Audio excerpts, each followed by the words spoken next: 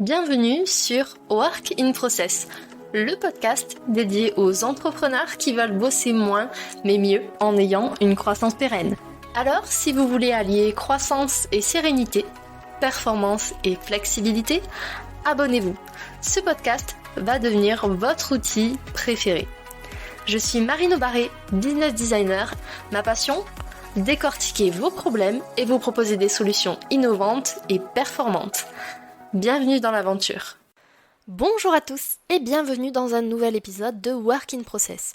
Aujourd'hui, on continue notre saga sur les 5 blessures qui empêchent d'être soi-même au travail. Et aujourd'hui, on va s'intéresser à la blessure de trahison qui conduit au masque de fausse protection du contrôlant. Je vous invite vivement à lire, ne serait-ce qu'à titre personnel, le livre de Lise Bourbeau, Les 5 blessures qui empêchent d'être soi-même. C'est un merveilleux outil de compréhension de ses fonctionnements individuels. Alors, comment est-ce qu'on reconnaît une personne qui porte en elle la blessure de trahison ? Ces personnes-là, par le passé, elles ont eu dans leur vie quelqu'un qui n'a pas tenu ses engagements, qui a trahi leur confiance.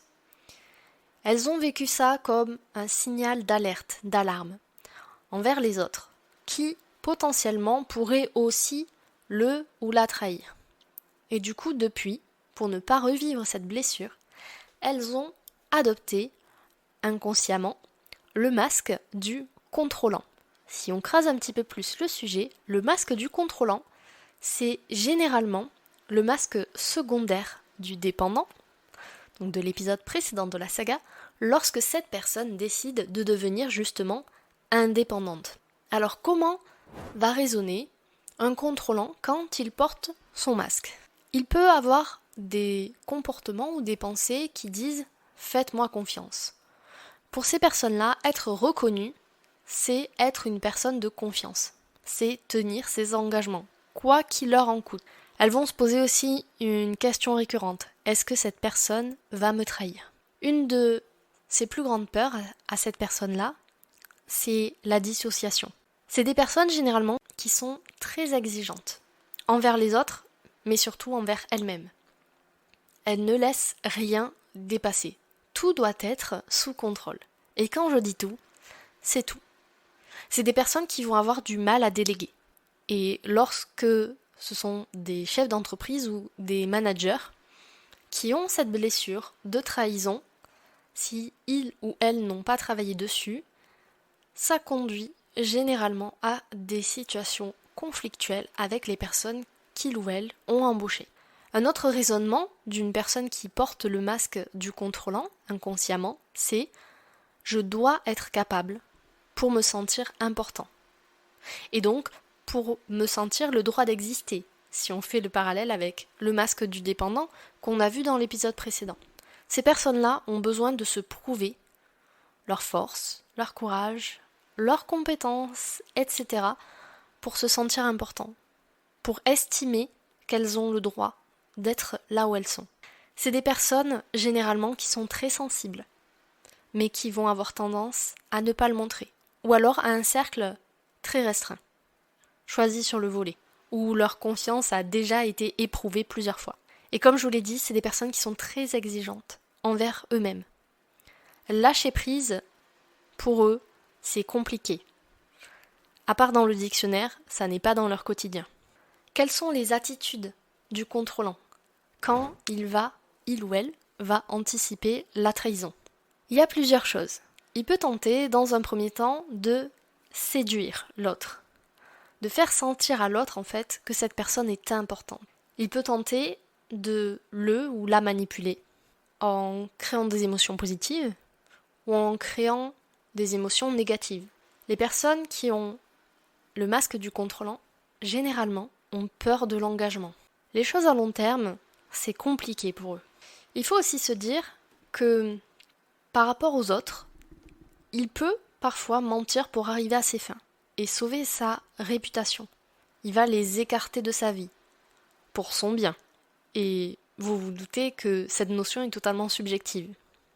Parce que parfois, on sort de notre vie des personnes qui nous faisaient du bien, mais par peur d'une émotion négative, par peur de la trahison justement, on préfère anticiper en fait, les faire sortir de notre vie. Il faut savoir aussi que par rapport à lui-même, il a une attitude très particulière, très spécifique. C'est une personne qui a tendance à se trahir régulièrement. Quand je dis se trahir, c'est que comme c'est une personne qui est extrêmement exigeante, envers les autres mais envers lui-même, cette personne-là ne pourra pas toujours répondre à ses propres exigences. Parce que parfois elles sont trop hautes. Et à ce moment-là, lorsqu'elle ne répondra pas à ses propres exigences, que personne ne lui a imposées, elle va se sentir trahie. Mais trahie envers elle-même. Et le dernier comportement du contrôlant, c'est que lorsque cette personne contrôle l'autre, il pense l'aider. Donc il va chercher à mettre le grappin, si je peux dire ça comme ça, sur les autres. Il va toujours ajouter son grain de sel. Et si la personne ne répond pas à ses attentes, à ses exigences, il peut se montrer impatient, impulsif, agressif parfois. Et encore une fois, je le répète dans chaque épisode, mais ce ne sont pas des jugements de valeur. Ce sont des clés de compréhension issues du livre de Lise Bourbeau que j'ai retenu. Encore une fois, je vous invite à aller creuser le sujet parce que vous vous doutez bien qu'en 5 épisodes, je ne pourrai absolument pas passer en revue tout le contenu de ce livre qui est une pépite. Alors, quels sont les comportements à adopter pour travailler sur sa blessure de trahison ou pour aider une personne qui porte en elle cette blessure?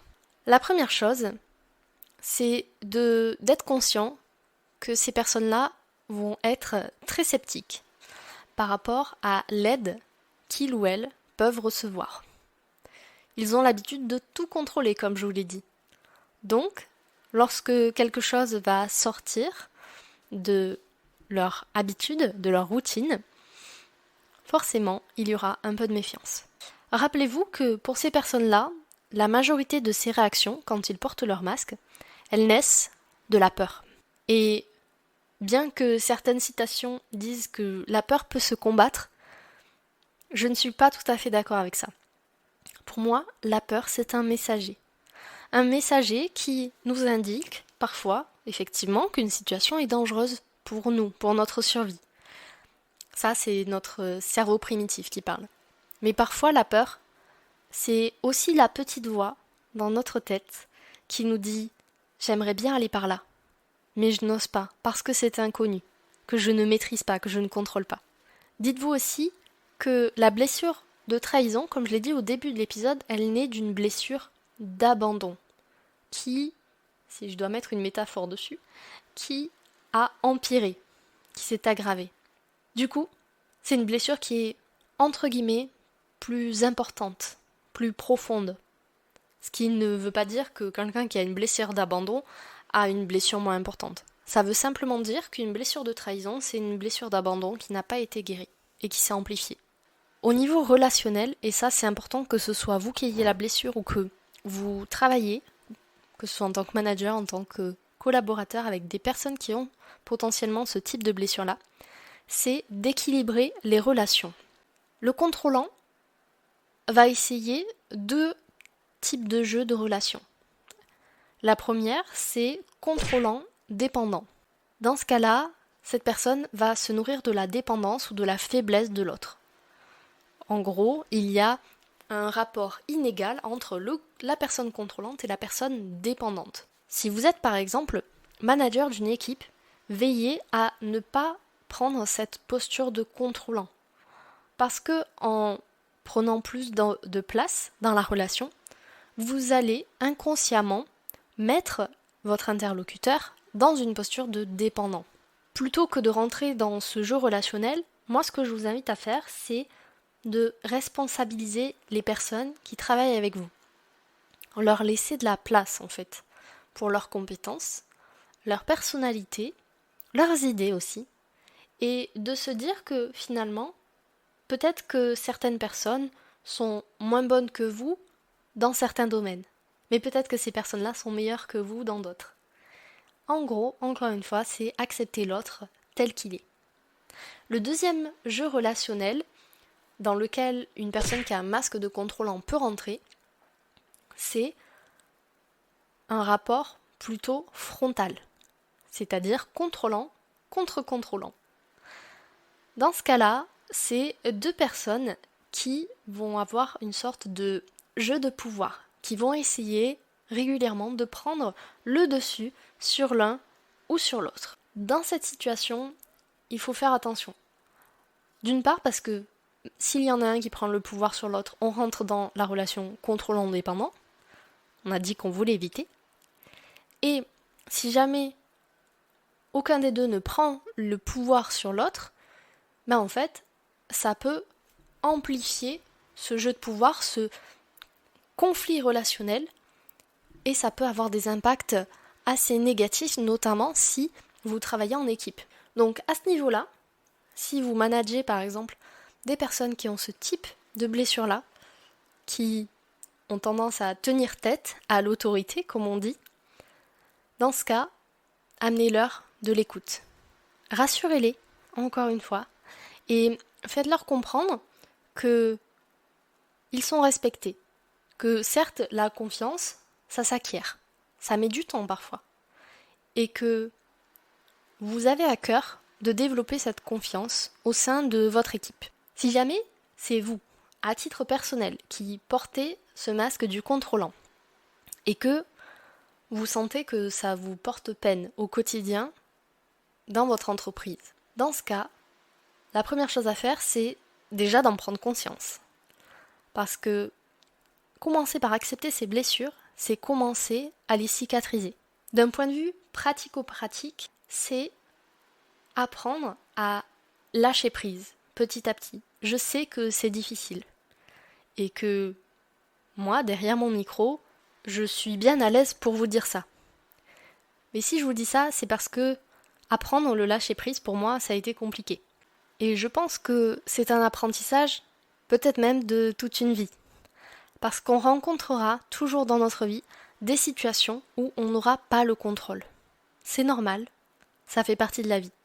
Dans ce cas, si vous sentez que la pression monte de votre côté, que vous avez l'impression de perdre le contrôle, recentrez-vous sur vous. Vous êtes en capacité de contrôler vos pensées et votre comportement. En réalité, c'est tout ce qu'on peut contrôler dans la vie. Du coup, si vous sentez que vous êtes en train de remettre votre masque du contrôlant, dites-vous que vous pouvez choisir, si vous voulez, de ne pas le mettre. Et vous pouvez choisir de penser que cette personne ne va pas forcément vous trahir. Peut-être qu'elle fera des choix qui sont différents de vos attentes. Et dans ce cas-là, c'est apprendre à accepter que les autres sont différents et que surtout, personne ne nous doit rien. Voilà, j'espère que cet épisode de cette saga sur les 5 blessures qui empêchent d'être soi-même au travail vous a plu. Je dois vous confier quelque chose. J'aime beaucoup aborder tous ces sujets de développement personnel, de relations et de mindset avec vous, à la place des épisodes invités. Et vous, qu'est-ce que vous en pensez ? Venez me le dire sur LinkedIn, ça me ferait très plaisir d'avoir votre avis pour pouvoir planifier les épisodes de la rentrée. On se retrouve très vite pour de nouvelles conversations passionnantes. Voilà, cet épisode est maintenant terminé. Merci pour votre écoute. Je vous souhaite à tous une belle journée, soirée et à très bientôt dans le podcast. Bye! Cet épisode t'a plu? Tu peux le partager en me taguant ou lui laisser 5 étoiles sur Apple Podcast. Encore merci pour ton écoute, à très vite!